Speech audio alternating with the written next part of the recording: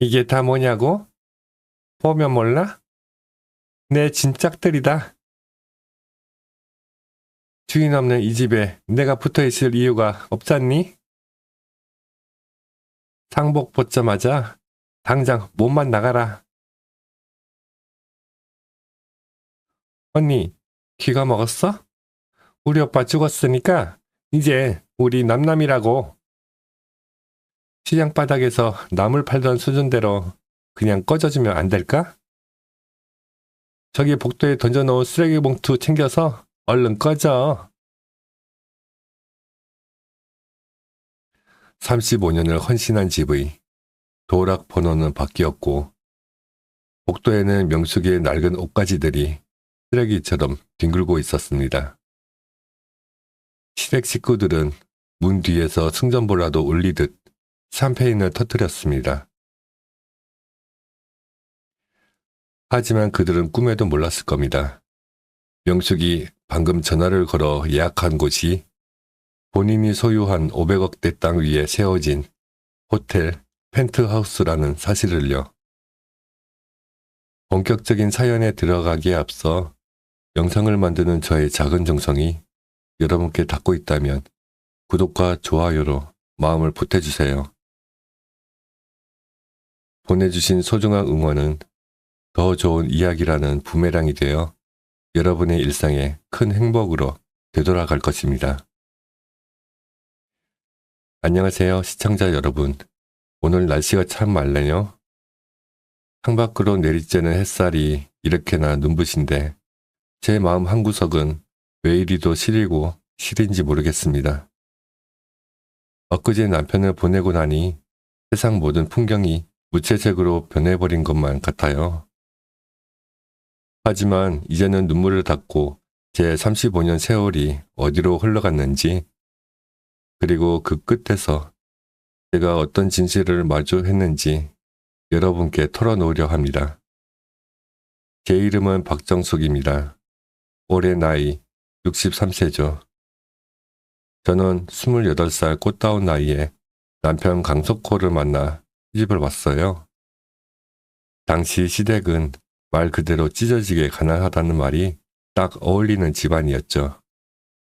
방 한 칸에 온 식구가 다닥다닥 붙어 자야 했고 끼니마다 보릿고개를 넘듯 아슬아슬하게 살아갔습니다. 하지만 저는 괜찮았어요. 남편의 성실함 하나만 믿었거든요. 그래, 석호 씨랑 나랑 부지런히 손발 맞추면 우리도 남들처럼 번듯하게 살 날이 오겠지. 우리 어머니, 시누이들 다 내가 건사해야지. 그날부터 제 손에는 물 마른 날이 없었습니다. 새벽 4시면 일어나 시장통에서 나무를 떼어다 팔았고 낮에는 남의 집 파철부 일을 돌았습니다. 밤에는 눈이 침침해질 때까지 부업으로 봉투를 접었죠. 손가락 끝은 늘 갈라져 피가 맺혔고 무릎은 찬바람만 불어도 흥거렸지만 저는 한 번도 힘들다고 내색한 적 없어요. 왜냐고요? 제가 고생해서 번 돈으로 시어머니 약값을 대고 시누이들 대학까지 보내 시집을 보냈을 때 느꼈던 그 뿌듯함 때문이었죠. 야, 정수가, 넌 손이 왜 그렇게 느리니? 벌써 점심때가 다 됐는데 국은 아직 안 끓였어? 내가 배고파서 기운이 하나도 없다. 어머님, 죄송해요. 시장 다녀오느라 좀 늦었어요. 얼른 소고기 묵국 진하게 끓여낼게요. 조금만 기다리세요. 남편은 늘 미안해했습니다. 퇴근길에 제 거친 손을 잡으며 눈시울을 붉히곤 했죠. 여보, 나 만나서 고생만 시켜서 미안해.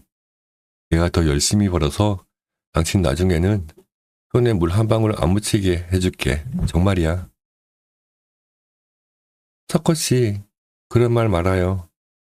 가족끼리 돕고 사는 게 당연하지. 당신이 옆에 있어주는 것만으로도 난 든든해요. 우리 조금만 더 힘내요. 그렇게 35년을 살았습니다. 제 젊음, 제 열정, 제 모든 것을 시댁이라는 울타리를 세우는데 쏟아부었어요. 남편이 조금씩 자리를 잡고 조그만 사업체를 운영하게 되었을 때도 저는 사장 사모님 소리 듣기보다는 현장에서 남편을 뒷바라지 하는 게 더 좋았습니다. 시댁 식구들에게 저는 그저 일 잘하고 말 잘 듣는 착한 정숙이었죠. 사실 저에게는 남들에게 말 못할 비밀이 하나 있었어요. 20년 전 친정 아버지가 돌아가시면서 제게 남겨주신 유산이 있었거든요. 당시에는 그저 지방에 쓸모없는 맹지라고만 생각했던 땅이었습니다.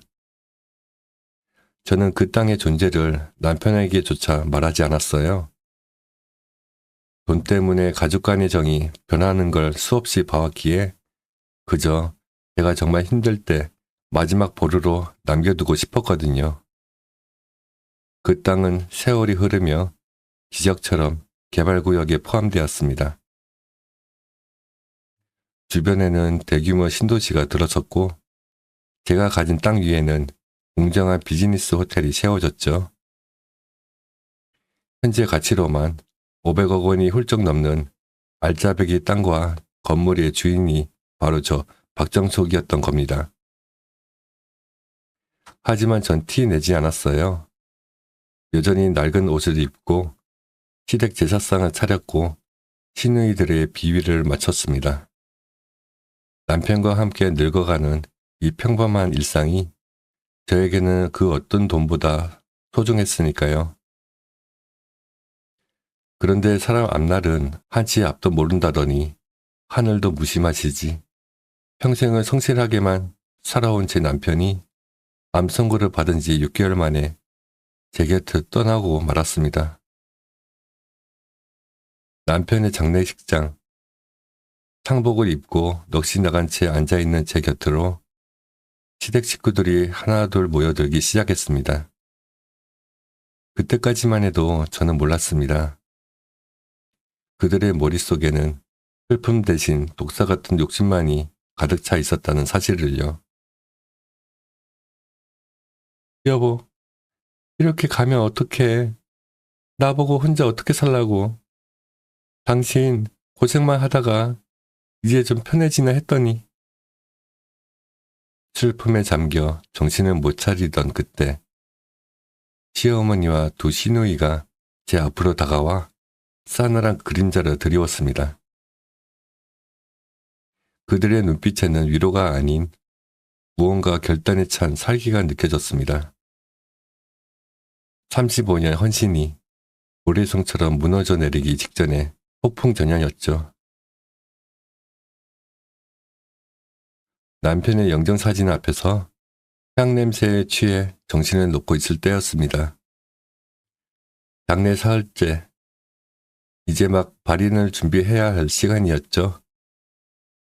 남편을 떠나보내는 마지막 길이라도 잘 배웅하고 싶어 퉁퉁 부은 눈으로 창복 매무새를 가다듬고 있는데 시어머니와 큰 시누이 명숙, 작은 시누이 명희가 제 주위를 에워싸듯 다가왔습니다. 보통 때라면 고생 많았다, 기운 차려라 하는 위로 한마디가 먼저 나와야 하는 것 아닌가요? 그런데 제 앞에선 시어머니의 입에서 나온 말은 제 귀를 의심케 했습니다. 야, 정수가, 너도 이제 내 갈 길 찾아봐야 하지 않겠니? 내 아들 죽었으니 이제 우리랑은 남남이나 마찬가지 아니냐? 어머니, 그게 무슨 말씀이세요? 발인도 하기 전인데 갈 길이라니요. 언니, 엄마 말씀 못 들었어? 우리 오빠가 남긴 이 집이랑 통장, 그거 다 우리 집안 돈이잖아. 언니가 우리 집에 올 때 뭐 하나 해온 거 있어? 다 우리 오빠가 피땀 흘려 번 거지. 제 가슴이 덜컥 내려앉았습니다. 35년 전 단칸방에서 시작해 이 집을 장만하기까지 제가 시장 바닥에서 나무를 팔고 남의 집 화장실을 닦으며 보태온 세월은 그들에게는 아예 존재하지 않는 역사였나 봅니다. 명수가, 너 어떻게 그런 말을 하니? 내가 내 대학 등록금 대려고 밤잠 안 자고 부업하던 거 잊었어? 너 시집 갈 때 혼수며 예단, 내가 다 장만한 거 너도 알잖아. 아이고, 언니. 그건 오빠 덕에 먹고 살게 해준 은혜 갚은 거지. 어디서 생색이야? 그리고 말이야, 이 아파트는 우리 오빠 명의로 되어 있으니까 장례 끝나면 당장 비워줘. 우리 엄마 모셔야 하니까. 그래, 명의 말이 맞다.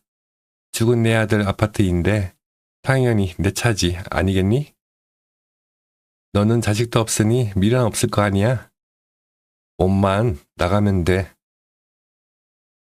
옷까지는 내일 사람 시켜서 박스에 담아 문 앞에 내놓을 테니까 그리 알아라. 하늘이 무너지는 것 같았습니다. 남편이 죽은 지 고작 3일입니다.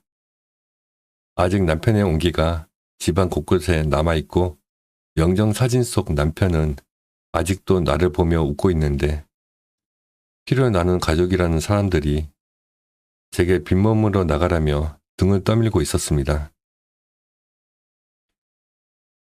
어머니, 석호 씨가 살아있었으면 이 꼴 보고 뭐라고 했겠어요? 제가 이 집에 바친 세월이 35년이에요. 어떻게 사람의 탈을 쓰고 이럴 수가 있어요? 어디서 시어미한테 대더니? 내가 우리 집에 들어와서 호강하며 산 게 누군데?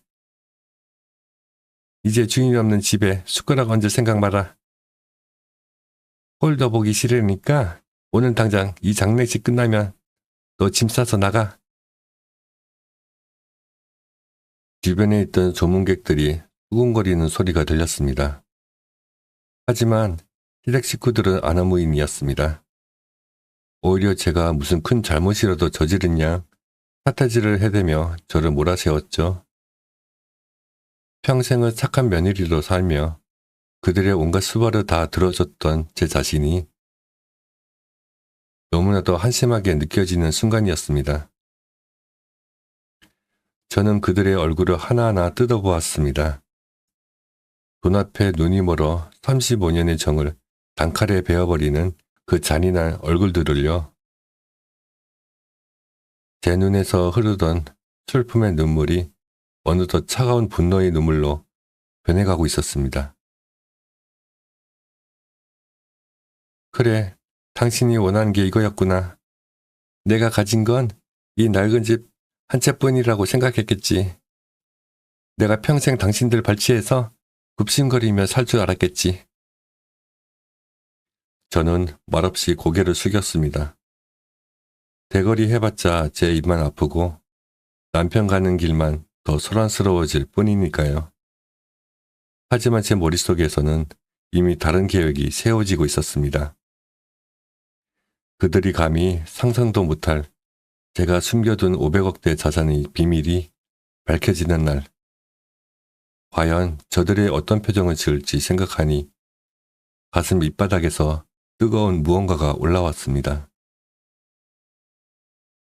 알겠습니다.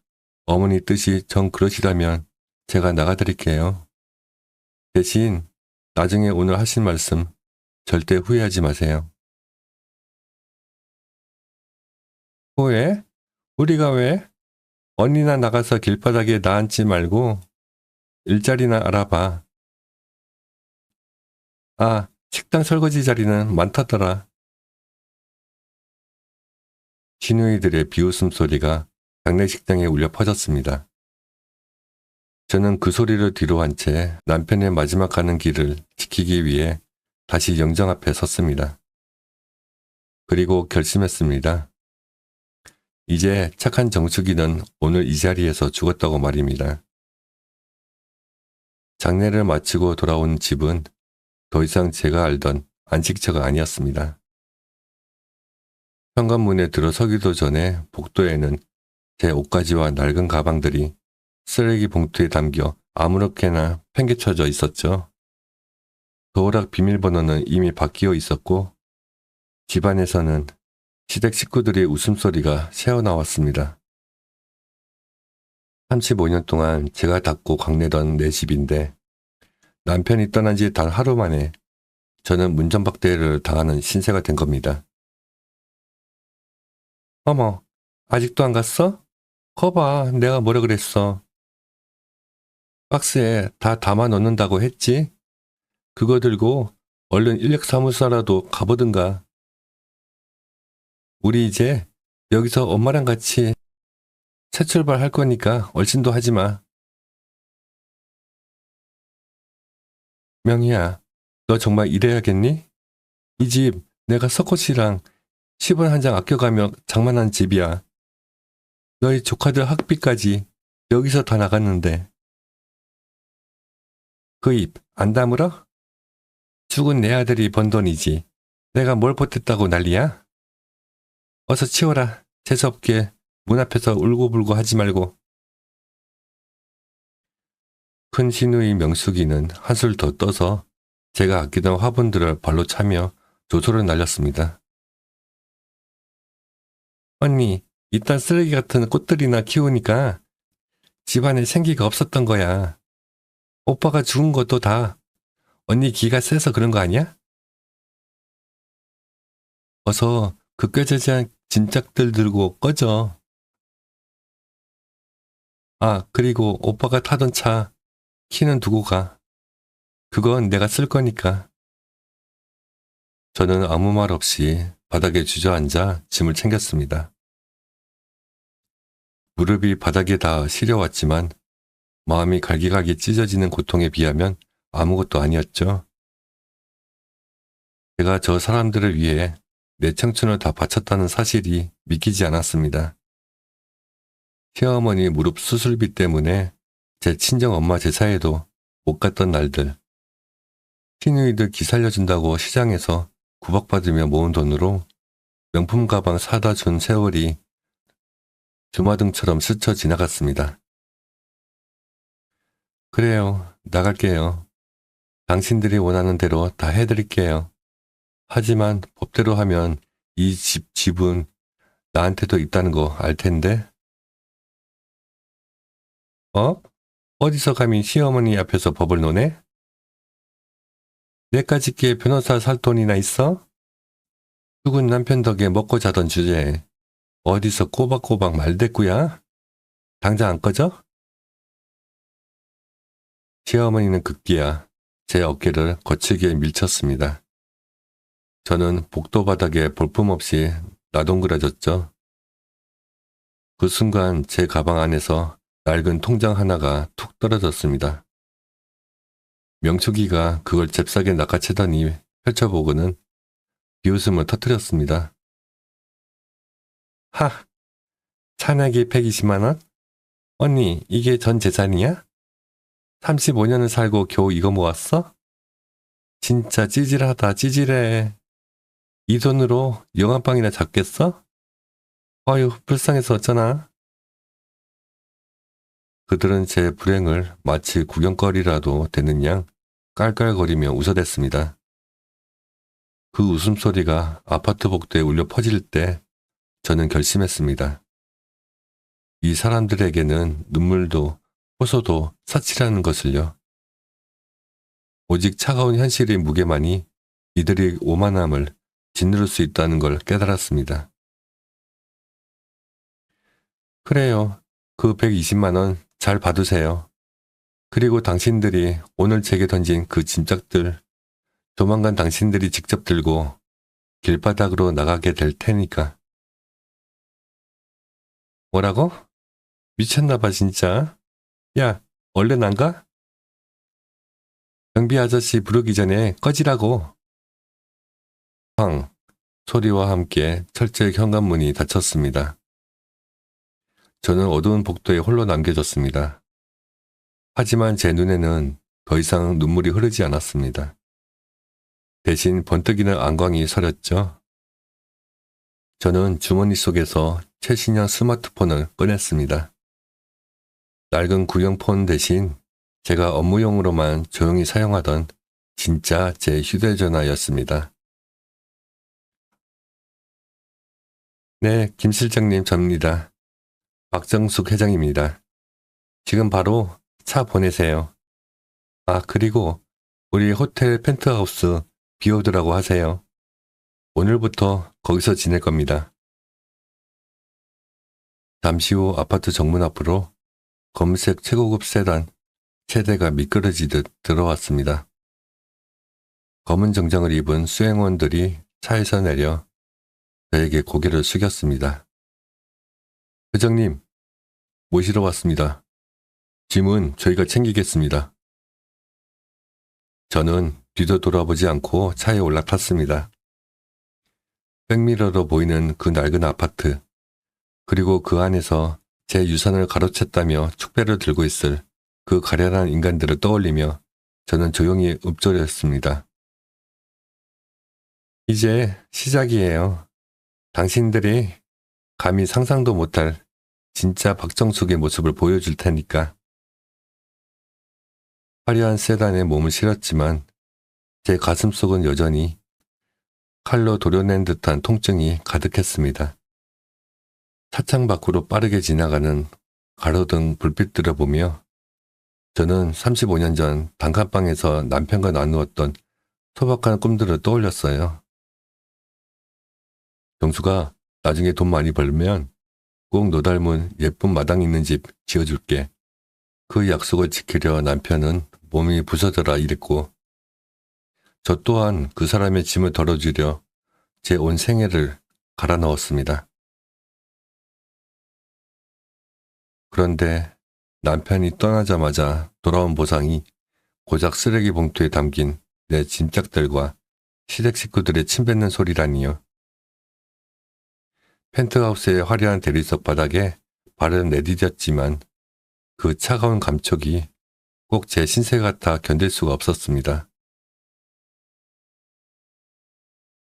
돈이 다 무슨 소용이야. 석호씨, 당신만 곁에 있었으면 나 이런 화려한 곳도 아니어도 괜찮았는데 왜 나를 이렇게 비참하게 만들어 놓고 먼저 갔어? 그날 밤 저는 한숨도 자지 못했습니다.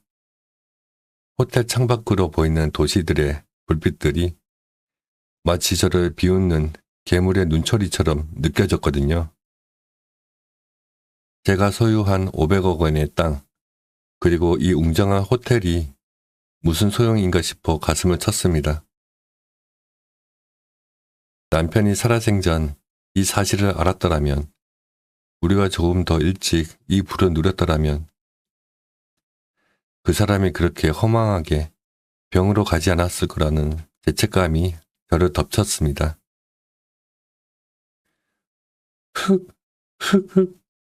내가 왜 숨겼을까? 가족이니까? 돈 때문에 싸우기 싫어 숨겼던 내 진심이 어떻게 나를 이렇게 고립시키고 피눈물을 흘리게 하는구나.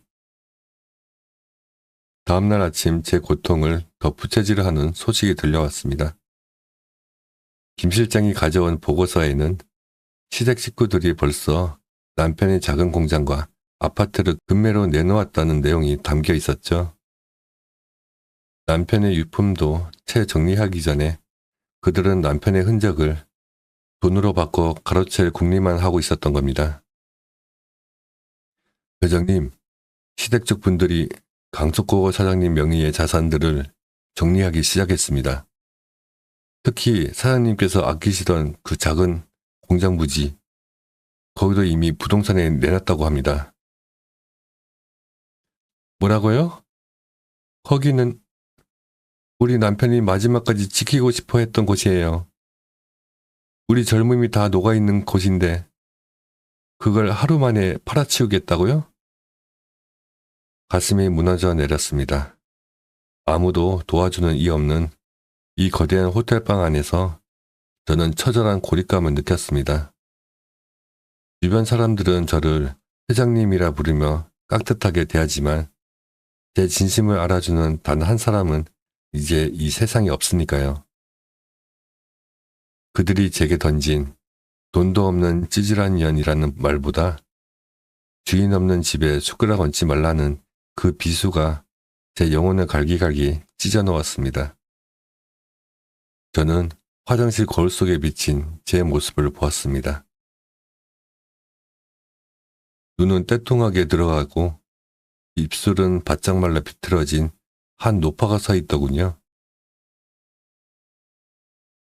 35년 헌신의 끝이 이토록 처절한 수치심과 절망뿐이라니 억울해서 숨이 쉬어지지 않았습니다.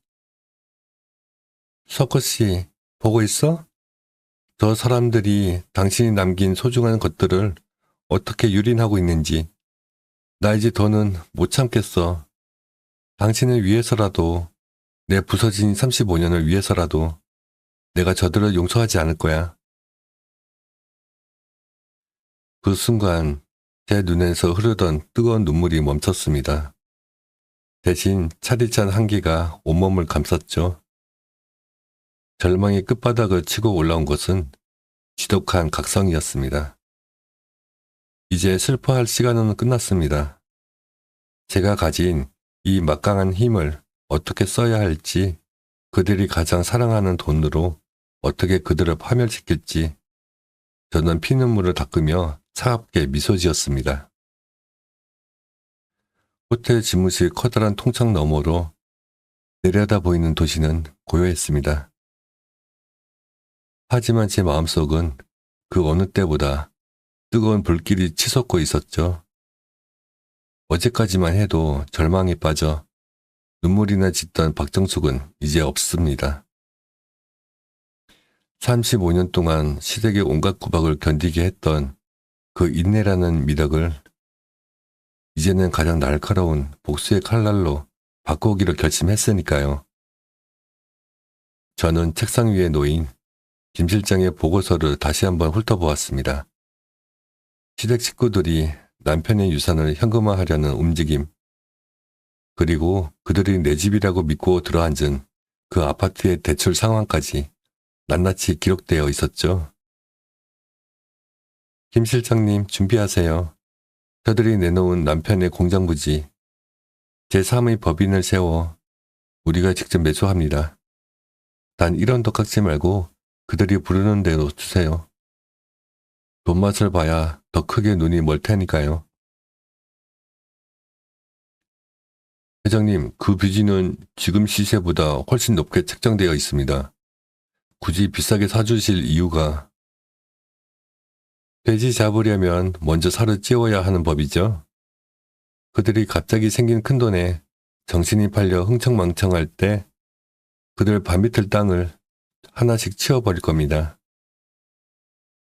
저는 곧바로 변호사 팀을 호출했습니다. 35년 동안 제가 시댁 식구들에게 송금했던 내역, 시누이들의 대학 등록금과 결혼자금, 그리고 결정적으로 남편의 병원비를 제 사비로 충당했던 모든 증거 자료를 정리하게 했습니다. 그동안은 가족이라는 이름으로 덮어두었던 그 모든 호의를 이제는 부당이득 반환이라는 법의 심판대로 가져갈 준비를 마친 것이죠. 제 남편의 명의로 되어 있던 아파트, 그거 사실 제 땅을 담보로 남편 사업자금을 융통해준 기록이 있을 겁니다. 그 채권 지금 당장 행사하세요. 그 아파트는 처음부터 제 것이었습니다. 결단이 서자 행동은 거침없었습니다. 저는 낡은 시장바닥 옷을 벗어던지고 20년 전 아버지가 제게 언젠가 내 자리를 찾게 될 때 입어라며 남겨주셨던 우아하고 기품 있는 수트를 꺼내 입었습니다. 거울 속에 저는 더 이상 시어머니의 호통에 움츠려들던 며느리가 아니었습니다. 500억대 자산을 움직이는 냉철한 사업가 박정숙이었죠. 여보, 석호씨, 당신이 지키려 했던 것들 내가 다 찾아올게. 그리고 우리를 기만했던 저 사람들에게 진정한 지옥이 무엇인지 보여줄 거야. 나 이제 안 울어. 아니, 저들이 울게 만들 거야. 저는 호텔 로비로 내려가 저를 기다리는 검은 차에 올라탔습니다. 목적지는 제가 쫓겨났던 그 아파트입니다. 제 짐짝이 쓰레기처럼 던져졌던 그 복도에 이번에는 제가 당당히 주인이 되어 나타날 차례였습니다. 지금 바로 내용 증명 발송하세요. 퇴거 불응 시 강제 집행 들어간다고. 아, 그리고 시누이들이 새로 계약했다던 그 외제차 전시장 사장님께도 연락하세요. 그 매장 건물의 주인이 누군지 확인시켜주고요. 제 손끝에서 시작된 복수의 톱니바퀴가 돌아가기 시작했습니다. 시댁 식구들이 남편의 죽음을 축제처럼 즐기며 호의호식하는 그 짧은 순간이 그들에게는 인생 마지막에 찬란한 불꽃놀이가 될 것입니다. 이제 사이다처럼 시원하고 얼음처럼 차가운 복수의 막이 오릅니다. 결전의 날이 밝았습니다. 저는 머리부터 발끝까지 흐트러짐 없는 모습으로 차에서 내렸습니다. 제가 쫓겨났던 그 아파트 정문 앞에는 벌써 김 실장이 보낸 용역업체 직원들과 변호사단이 대기하고 있었죠. 단 며칠 전 제 짐짝이 복도 바닥을 뒹굴었던 그곳에 저는 이제 채권자이자 실소유주의 자격으로 섰습니다. 준비됐나요? 들어가죠. 가서 주인 없는 집에 숟가락 얹고 있는 사람들이 누구인지 확실히 알려줘야겠네요. 도어락 비밀번호가 강제로 해제되고 문이 열리자 집안의 풍경은 가관이었습니다. 남편의 유품은 온데간데 없고 명품 쇼핑백들이 거실 사방에 널브러져 있더군요. 시어머니와 두 시누이는 남편의 공장을 판 돈으로 산 건지 화려한 옷을 입고 앉아 와인을 마시며 깔깔거리고 있었습니다. 어머, 뭐야? 당신들 누구야? 언니? 아니, 박정숙? 내가 여기 어디라고 다시 발을 들여? 비밀번호는 어떻게 알았어? 이게 미쳤나? 내 아들 집에서 나가라고 한 지가 언젠데 어디서 건달 같은 놈들을 데리고 들어와? 저는 대꾸 대신 김 실장이 내미는 서류 뭉치를 거실 탁자 위에 던졌습니다. 어머니, 그리고 명수가, 명희야, 여기가 어머니 아들 집이라고요? 착각이 심하시네. 이 집 담보권자, 그리고 이 땅의 실소유주가 누군지 서류나 좀 보고 말씀하시지? 이게 뭐야? 채권자가 박정숙? 언니 이름이 왜 여기 있어? 그리고 500억? 호텔? 이게 다 무슨 소리야? 말 그대로야. 당신들이 찌질하다고 비웃던 120만 원 통장은 내 수천 개 계좌 중에 하나일 뿐이었어. 내가 가진 호텔 하나가 당신들이 평생 만져보지도 못할 돈이야. 아, 그리고 명희 너, 어제 새로 계약한 그 외제차 말이야. 그 전시장 건물이 내 소유인 건 알지? 방금 그 계약 신용불량 사유로 취소시켰어. 뭐라고? 내 차를 내가 뭔데 취소해? 야, 박정숙. 야? 어디서 손가락질이야? 너희가 남편 장례식 날 나한테 한 짓 잊었어? 내 짐을 쓰레기 봉투에 담아버리고 35년 헌신을 발로 걷어찬 그 대가 이제 시작이야. 지금 당장 이 집에서 나가. 법적으로 이 집은 오늘부로 압류됐어. 그때 시어머니가 제 바지가랑이를 붙잡으려 달려들었습니다.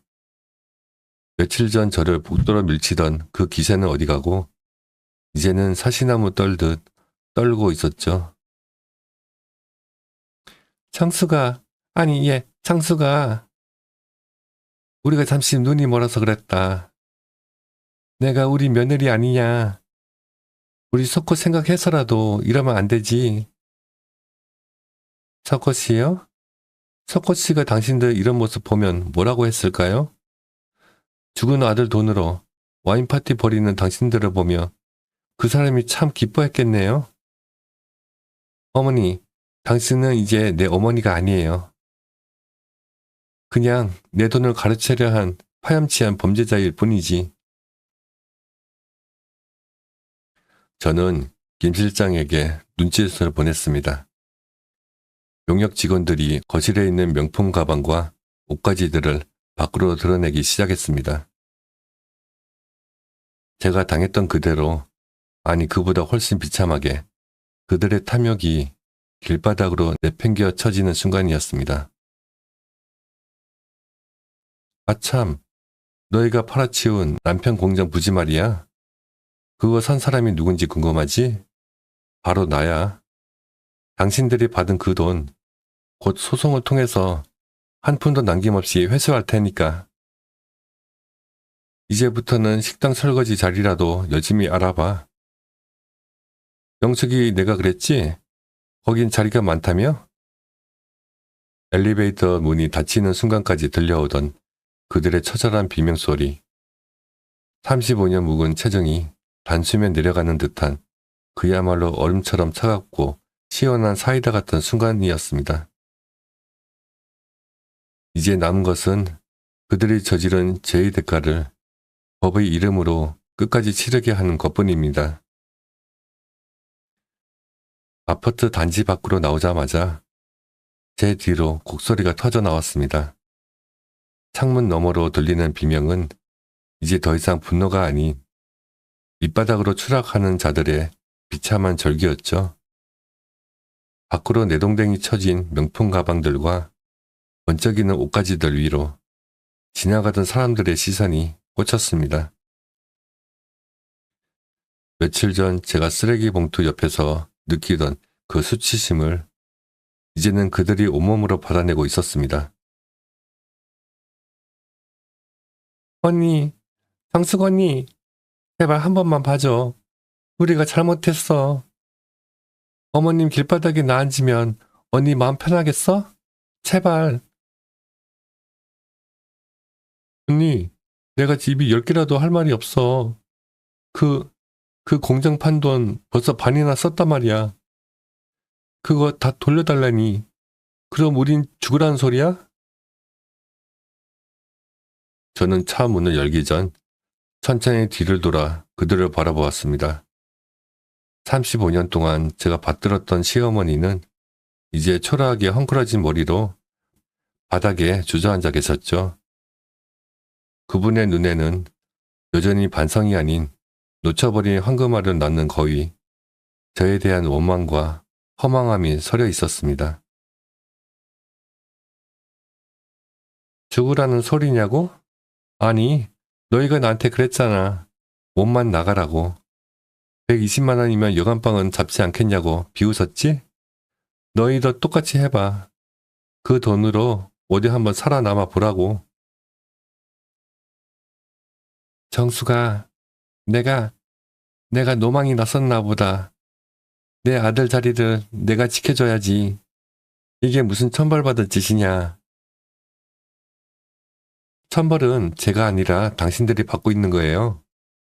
석호 씨가 남긴 마지막 자산까지 돈으로 바꿔 가르치려 했던 그 순간 당신들은 이미 가족이기를 포기한 겁니다. 저는 김 실장에게 마지막 지시를 내렸습니다. 김 실장님, 이 사람들이 공장부지 매각 대금으로 사들인 사치품들 그리고 유용한 공금들 전액에 대해 가압류 및 손해배상 청구 소송 진행하세요. 단 1원도 합의는 없습니다. 법이 허용하는 가장 가혹한 처벌을 받게 하세요. 시댁 식구들은 이제 남은 인생을 소송과 빚더미 속에서 보내게 될 것입니다. 명촉이와 명의는 호화스러운 생활 대신 법원을 드나들며 자신들이 저지른 탐욕의 대가를 치러야 했겠지요. 그들이 그토록 사랑하던 돈 때문에 결국 서로를 탓하며 헐뜯고 싸우는 아수라장이 눈앞에 선했습니다. 아, 그리고 어머니가 그렇게 좋아하시던 그 아파트 내일부터 철거 들어갑니다. 그 자리에 제가 남편 이름으로 된 장학재단 건물을 세울 거거든요. 이제 당신들의 흔적은 이 세상 어디에도 없을 겁니다. 부드럽게 출발하는 차 안에서 백미러를 보니 길바닥에 주저앉아 서로를 밀치며 싸우기 시작하는 세 여자의 모습이 멀어져 갔습니다. 35년의 지독했던 악연이 비로소 마침표를 찍는 순간이었습니다. 가슴속에 맺혀있던 응어리가 얼음 눕듯 씻겨 내려갔고 저는 처음으로 깊고 평온한 숨을 내쉴 수 있었습니다. 시청자 여러분, 제 기나긴 이야기의 끝을 함께 해주셔서 참으로 고맙습니다. 시댁 식구들이 길바닥에서 서로를 탓하며 울부짖던 그 마지막 모습이 떠오를 때면 통쾌함보다는 사실 씁쓸한 마음이 먼저 듭니다. 35년이라는 세월을 가족이라 믿고 살았는데 결국 그들을 움직인 건 피보다 진한 돈이었다는 사실이 참 서글펐거든요. 하지만 덕분에 깨달았습니다. 진정한 가족은 혈연으로 묶인 이름이 아니라 내가 가장 힘들 때 곁을 지켜주고 내 헌신을 귀하게 여겨주는 사람이라는 것을요. 저는 요즘 남편의 이름을 딴 장학재단과 야간 숲 공원을 조성하는 일로 바쁘게 지내고 있습니다. 500억이라는 큰 돈, 제 아버지가 물려주신 그 소중한 유산을 이제야 제대로 쓰고 있다는 생각이 들어요. 화려한 펜트하우스보다 남편과 함께 걷던 길에서 나무를 심고 어려운 아이들의 학비를 대주는 지금이 훨씬 더 마음 편하고 행복합니다. 여보, 듣고 있지? 당신이 못돼 이룬 꿈들, 내가 여기서 다 꽃피우고 있어. 이제 걱정하지 말고 편히 쉬어. 나 이제 정말 괜찮아. 우리 인생의 이막은 언제든 시작될 수 있습니다. 50대, 60대, 아니 70대라도 늦지 않았어요. 나를 갉아먹는 사람들에게서 용기 있게 걸어 나오는 순간 비로소 진짜 내 인생이 펼쳐지더군요. 여러분도 혹시 누군가를 위해 너무나 큰 희생만 하며 살고 계시지는 않나요? 착한 사람이라는 굴레에 갇혀 정작 본인의 마음이 병들어가는 걸 외면하고 계시지는 않나요? 세상은 뿌린 대로 거둔다고들 하죠. 약한 마음으로 남의 눈에 피눈물 나게 하는 사람들은 결국 그 눈물에 발이 묶여 넘어지게 되어 있습니다. 반대로 묵묵히 선을 쌓아온 여러분에게는 반드시 예상치 못한 인생의 반전과 보상이 기다리고 있을 거예요. 저 정수기가 산 증인이 되어 여러분을 응원하겠습니다. 여러분, 오늘도 고생 많으셨어요. 남을 위한 삶도 좋지만 가끔은 거울 속의 자신에게 참 잘 살았다, 고맙다 고 말해주는 하루가 되시길 바랍니다. 저는 이제 남편이 좋아하던 꽃나무에 물을 주러 가야겠네요. 모두 건강하시고 행복한 인생 이막 되세요. 그동안 제 사연을 들어주셔서 진심으로 감사합니다. 여러분의 삶에도 시원한 사이다 같은 통쾌한 일들만 가득하시길 진심으로 빌겠습니다. 안녕히 계세요. 오늘 들려드린 사연, 여러분은 어떻게 들으셨나요? 지금 이 시간에도 힘든 시간을 견뎌내고 있을 사연의 주인공분에게 따뜻한 응원의 댓글 한 줄 남겨주세요.